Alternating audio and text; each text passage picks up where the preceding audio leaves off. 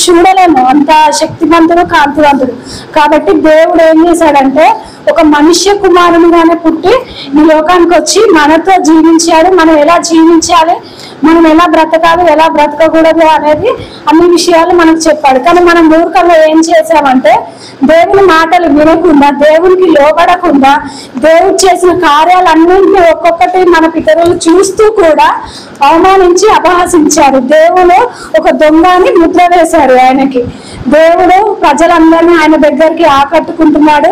ఇంకా మాకు ఈ రాజ్యంలో మేము పరిపాలించే రాజ్యంలో మమ్మల్ని రాజ్యంగా ఉండనివాడు అనేది దేవుని ఒక శిక్ష అర్హునిగా వారు గుర్తించి దేవునికి సిలువ వేశారనమాట. అప్పుడు దేవుడు సిలువలో ఉన్నప్పుడు దేవుడు మనతో 7 మాటలు మాట్లాడాడు. ఆ 7 మాటలలో మొదటిగా ఒక మాట నేను చెప్తానండి.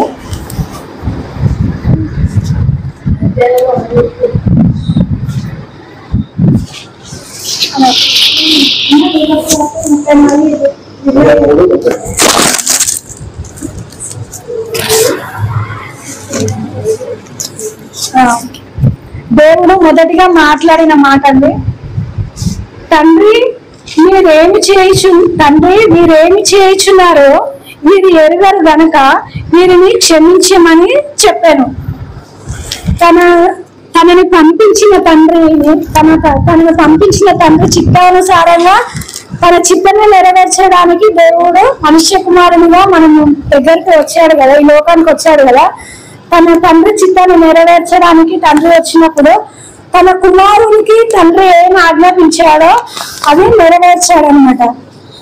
ఏంటంటే తన ప్రాణమునే ప్రాణంగా పెట్టి ఒక్కొక్క బిడ్డని రక్షించమని చెప్పాడు. కాబట్టి దేవుని వారు అంతా అపహాసించుచున్నా, వారు బట్టలు ఇప్పేసినా, ఇంకా కొరడాలతో కొడుతున్నా, ఒళ్ళంతా మొత్తం చిట్లి మనం పొలం ఎలా అయితే దున్నుతామో అలా దున్నినా, ముళ్ళు వేసినా, చెంతల పైన కొట్టిన, ముళ్ళ కిరీటం పెట్టిన, ఆఖరికి ఎన్ని చేసిన, ప్రక్కలో బల్లంతో పొడిచిన, దాహం అవుతుందని దేవుడు అడిగినప్పుడు దేవునికి నీరు ఇవ్వలేదండి.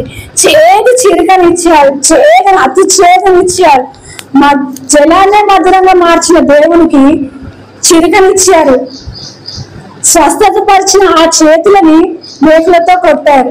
అనేక మంది ఆయనతో వెంబడించిన ఆ కాళ్ళ వెనుక, ఆయన చూపించిన మార్గం వెనుక ఆయన కాళ్ళకి దేవుని కాళ్ళకు మేకులు కొట్టారు.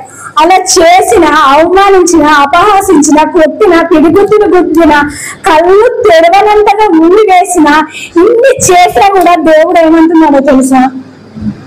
తండ్రి వీరేం చేయుచున్నారో వీరు ఎరుగరు కనుక వీరిని క్షమించమని అంటున్నాడు. ఫర్ ఎగ్జాంపుల్ నేను చెప్తానండి, మన పట్ల ఎవరైనా అసభ్యంగా ప్రవర్తించారనుకో మనం వారిని క్షమిస్తామా? మన కడుపులో పుట్టిన పిల్లలే అల్లరి చేసి మనం వారిని క్షమించాం కదా, కొట్టేస్తాం. మన పట్ల మన తల్లిదండ్రులు కోపపడ్డ మనం ఊరుకుంటాం. ఏంటి నువ్వు అలా మాట్లాడుతున్నావు, ఇలా మాట్లాడుతున్నావు అని వెంటనే మన కోపం వచ్చేస్తుంది. ఇంత చిన్నదానికి మన కోపం వస్తే మన తండ్రి అయినా, మన దేవదేవుడైనా, మన దేవుడు మనుష్యునిగా వచ్చి మనుష్యునిగా మన మధ్య జరిగి అనేకమైన మంచి పనులు చేసినప్పటికీ కూడా, వారు అనేకమైన హింసలు పెట్టినప్పటికీ కూడా వారిని దేవుడు క్షమించమని అడుగుతున్నాడు కానీ దూషించమని అడగట్లేడు. ఎందుకని? దేవుడు ప్రేమమయుడు, కరుణామయుడు, దయాళుడు. దేవునికి ఉన్నటువంటి లక్షణాలన్నీ దేవుని బిడ్డలమైన మనకు ఉండాలి. మన దేవుని చూసి మనం నేర్చుకోవాల్సింది మొట్టమొదటిగా క్షమాపణ. కానీ మనం ఏం చేస్తున్నాం? క్షమిస్తున్నామా? క్షమించట్లేదు. ఇక మీదటనైనా దయచేసి అందరూ క్షమించడం నేర్చుకోండి. మన దేవుడి నుంచి మనం నేర్చుకోవాలని ఈ చిన్ని కొద్ది మాటను దేవుడు దీవించును గాక.